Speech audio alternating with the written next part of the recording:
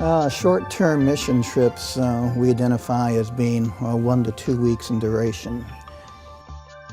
Most of us don't have the time, the energy, we're frightened to do something stepping out for a year or two at a time. So we thought, well, let's put together some short-term mission trips and work with possibly a group that would assist us in the planning of it. And this is Maranatha out of California. So we do a 10-day trip every year or every other year, and we have many short-term missionaries now at Markham Woods. Some of our members, Jim and Gladys Appel, have a son, James, who had decided after he'd done his residency that he was going to go as a missionary, and he chose to go to Chad. He came here and was here at Christmas, I believe, just told us a little bit about what he was going to do, captured the imagination of the congregation. My sons, we took them on mission trips every year from the academy on, and they went as student missionaries for a year. And that's why James is in Chad now. I think he got his picture from these short-term mission trips. So I think, yeah, it gives we've lost a lot of the idea of what missions are in this country, and this type of thing gets people excited. They listen to all the read all the emails my son sends, and they always ask me how things are going, and it's been a gift, I think, that God's given us. I hope it stays that way. James mentioned on his email that he was preparing the budget for the coming year there at the hospital, and they have budget for medicines and budget for plant maintenance and budget for the staff that actually live there, not James necessarily, but the staff themselves. And he says they were running out of money because they are a self-supporting institution. They needed $500 a month to pay the staff. And I can't even fathom that, but that's what it costs them. And he had no way of knowing where that was going to come from. We were impressed to try to get involved in helping the hospital.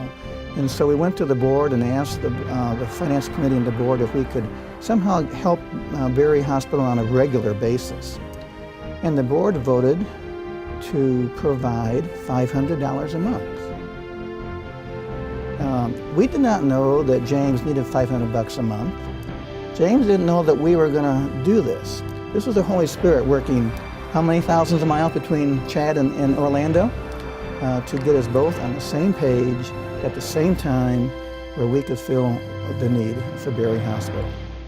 I was worried about that. And so the first project that Steve Yost organized, which was a fundraiser for a little Guatemalan company here in Central Florida, when he said, they wanted to do this and they were hoping to raise X number of $1,000, I said, well, I'm not too sure about that. But go ahead and try it. And so they tried it. We reached our budget as usual that year. And so then the projects got bigger and more expensive. And it has had no visible impact on our church budget that I can see. So this is all just in addition to what they normally are giving. And so I understand why people would have qualms about it. And I'm not saying that every situation is the same as ours. But in our case, it has had no negative impact. In fact, it really has had a positive impact. Our church budget has grown as we've given more money away. And so in the church budget itself, we have built in a number of things that are reaching overseas.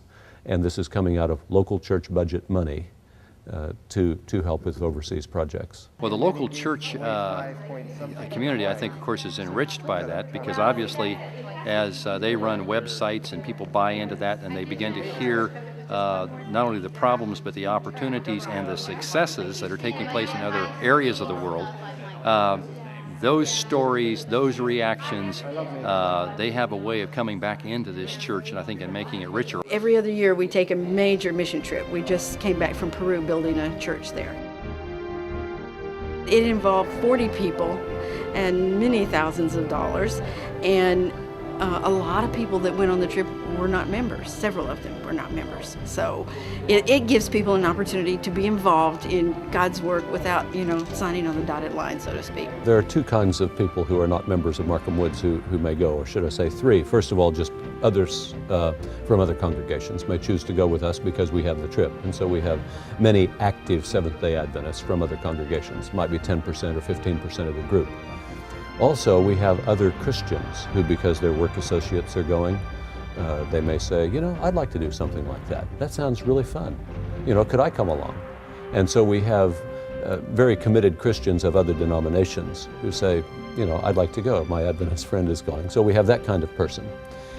And then we have people who may be attending our congregation. They may not be committed in any way, but they're attending. They have a strong bond with us socially, and they say, I'd like to go on that. And so we have them go. And that has been a very positive thing. And some of those people who have subsequently been baptized. Now, I wouldn't say the mission trip is the only factor, but it has certainly been a significant factor. What really brings it home for me is the Sabbath that we turn over the church to the people. The amount of appreciation that you see and the gratefulness of the people, and to me that was, you know, that was kind of the clincher. I mean, I went there because I've got an interest in helping people and in helping with the mission, but to see the gratitude, I mean, just literally tears of joy of these people when they see this thing coming up around them that they never could have afforded to do otherwise.